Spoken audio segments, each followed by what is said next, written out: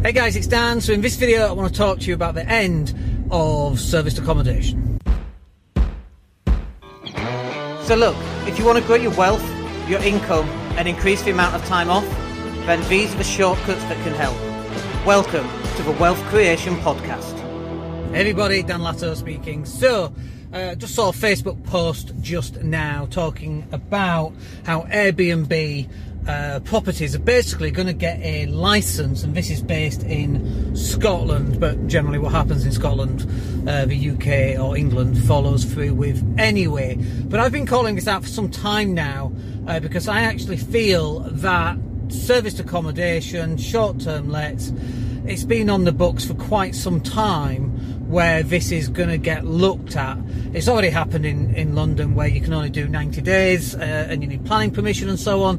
But I think this is going to happen nationwide, and this could be the death knell for serviced accommodation and short-term lets, holiday homes, that kind of thing. Already there will be hotels that are complaining about Airbnb because obviously they've just taken a huge amount of business away from hotels, and there's definitely a place for serviced accommodation in well-run apartments, for example, where you've got 1 or 2 bedrooms, because obviously if you're mum and dad and 2 kids, like, what are you supposed to do with that in a hotel? How does that even supposed to work, especially if the kids are young?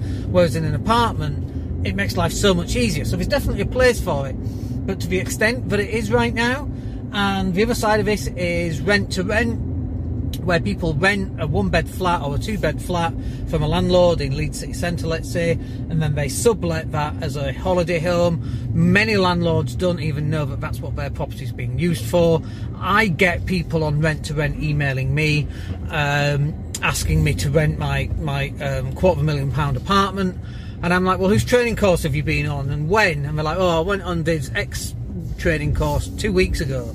And I'm like, so let me get this right. You expect me, a landlord of 22 years, to give you my £250,000 penthouse pad in Leeds city centre to a person who has been doing it like from a weekend training course? Like, that's it? Yeah? No, don't think that's going to happen, quite honestly. We get them all the time, and it's always raised warning flags. And the second aspect here is they don't even ask if the lease will allow people to do that. And so you've just got amateurs running this system, and it really kind of annoys me that you have all these amateurs, but we as landlords have all these extra hoops to jump through, whereas Airbnb hosts don't seem to have to do anything. But that's going to change, and I think it's going to change in the next couple of years, and licensing is going to come through. So if you run an Airbnb or if you're in rent to rent, the business model is unsustainable, and I've been saying that for a number of years. I don't mind a rent to rent serviced accommodation as long as that is a stepping stone onto something else, but generally it's not. Generally this is their business model, and they see this business model going through for the next 5 or 10 years, and they don't own anything.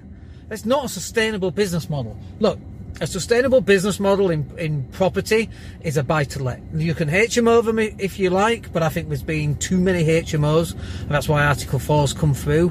People are trying to optimise their revenues by HMOing everything. Look, bog standard 1-bed, 2-bed apartments in city centres, 2-bed, 3-bed, 4-bed houses on the outskirts. This is the stuff that is your bread and butter property. And if you're still thinking of running serviced accommodation via rent to rent, I think this is short-term thinking.